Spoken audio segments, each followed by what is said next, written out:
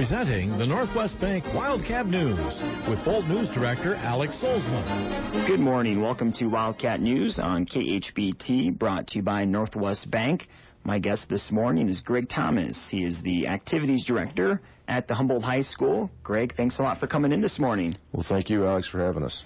We're talking about spring sports already, even though it hasn't felt like spring out there with the weather conditions except for a few days. We are in the spring sports season, and let's dive right into who's competing for Humboldt right now. Well, we're going to start out with the high school girls and boys track teams. We did get one of the best days of the year last Friday for the Charlie Bunn Relays, the 4th annual Charlie Bunn Relays, and just outstanding weather and a good crowd on hand for the boys home meet. But Coach Greg Wickett and Brian Juergens and John Wickett are coaching boys track again this year. We got about 33 boys out for high school track. High school girls are led by Coach Dean Clausen, and Coach Jake Mullen and John Wickett also helps with the girls in the throws. They have about 27 girls out, and their home meet is coming up on Monday, April 28th at 5 o'clock. So the weather, the long-range forecast isn't looking quite as nice for the girls' home meet. Last year we didn't get that thing in, and hopefully the weather will straighten out, and we'll be able to get the home meet in and let the girls run in front of the home crowd. But I personally want to thank all of the track volunteers that graciously accept the call when I call or email to see if they will come and help out. It usually takes about 40 to 45 volunteers to put a track meet on, and because of our volunteers, we feel like we put on a really good high school and middle school meet, and it's because of all the volunteers willing to do what they need to do, and we've got some pretty knowledgeable track people in Humboldt and in the surrounding communities. So just want to thank all those people for their dedicated time and effort toward our track programs. The NCC meets will be on Monday, May 12th. The girls will travel to Clear Lake for their NCC track meet, and the boys go to Hampton on the same day on May 12th. So, they're trying to train through this weather, like you mentioned. The Drake Relays are coming up. Unfortunately, we're not going to have very many opportunities to qualify for the Drake Relays this year because of weather. And then the co-ed regional and district track meet, we haven't been assigned to a location yet, but that's Thursday, May 15th. And then the state co-ed meet is down at Drake Stadium on May 22nd through the 24th. So, along with high school track, it's a busy place up at the high school. We have the middle school boys and girls running also. Chad Beeman and Ron Wasaba head up the boys program, and they've got over 60 middle school boys out. And their only home meet of the year this year happens to be the North Central Conference middle school boys meet, which is Tuesday, May 20th. So we'll have a lot of middle school age boys running around up there, and 10 teams in the conference meet this year. And then the middle school girls are headed up by Justin McDaniel and Crystal Miller. They've got 50 plus girls out for middle school track, and their home meet this year is Tuesday, May 6th at 4:30 up at Mason Mock Field. So busy time for track. It is, and it's also a busy time for those golfers and the soccer athletes, and we'll talk about them coming up next after our break. This is Wildcat News on KHBT, brought to you by Northwest Bank. My guest this morning, Humboldt High School Activities Director Greg Thomas. 7:22 a.m. Welcome back to Wildcat News on KHBT, brought to you by Northwest Bank. My guest this morning, Greg Thomas, Humboldt High School Activities Director. We just previewed and talked about the track athletes, and now it's time to move on to some of our other spring sports. Well, golf is off and going. It's been a tough deal for the golfers, just like everybody else this spring. They haven't been able to get outside. I think the course just opened up early last week, and Monday was a lost day for the boys. We were supposed to host Emmitsburg. We were able to invite Emmitsburg to come back down last night. We hosted Clarion Goldfield in a boys duel last night.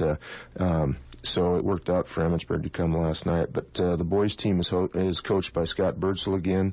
We've got 21 boys out. They won their opener last night. I think we shot a 155 for a team, Coach Birdsell told me. And Christian Birdsell was our medalist, shooting a 36, which I think maybe was the same as the temperature outside last night. But so it's been a tough start to just even get out on the golf course so far for the boys and girls. The boys home meets Still coming up are Friday, May 2nd and Tuesday, May 6th.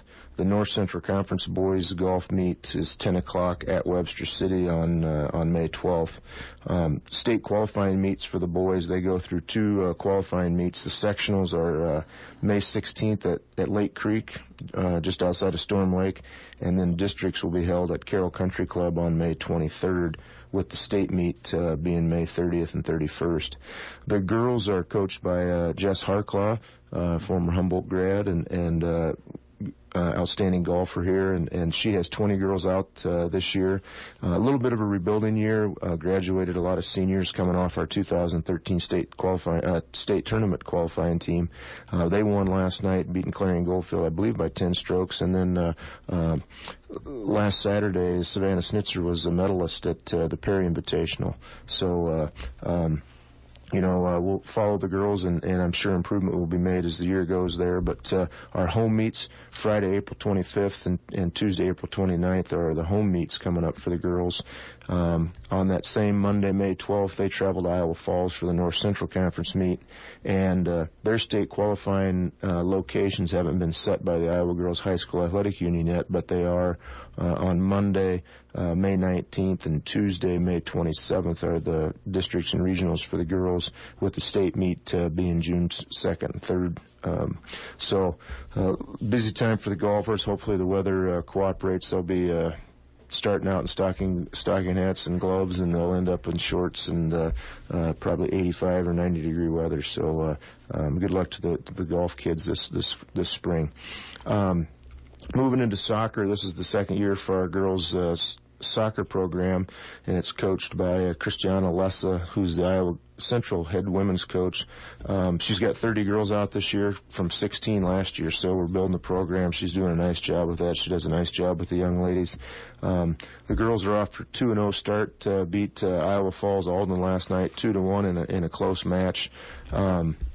Our home matches for the girls coming up are April 24th, May 8th, and then they kind of finish with a flurry of home ones, May 20, May 22nd, and May 23. Regionals don't start until June 3rd. The girls' soccer program or season really gets spread out. So a lot of soccer to be played. The high school boys soccer team is coached by Joe Hadar again and assisted by Rod Mooney. We've got 35 boys out. We're 2-1 on the young season so far. Both of the wins have been pretty convincing wins by large margins. Our home matches for the boys coming up, we rescheduled Monday's match with Webster City to this Thursday, April 17th, and then they also have home matches on April 21, May 1st, May 8th, and May 16th. We're going to play a couple of girl-boy doubleheaders just because of makeups and things like that, and one of those is going to be May 8th when we host Clear Lake. And we want to mention, too, that anybody who hasn't been to a home match yet, those are at Mason Mock Field this year. Yes, all the soccer matches are being played up at Mason Mock Field at the high school due to the renovations going on downtown at the soccer field. That's going to be a tremendous venue. We appreciate all the work that the city's doing down there and putting in a watering system and bringing in new topsoil. And that's going to be a really nice facility. Unfortunately, it's just not ready for this year's season. But a lot of kids busy with a lot of things. I think we've got over 80 high school male athletes and 80 female athletes out for spring sports up at the high school, not to mention all the other stuff that's going on.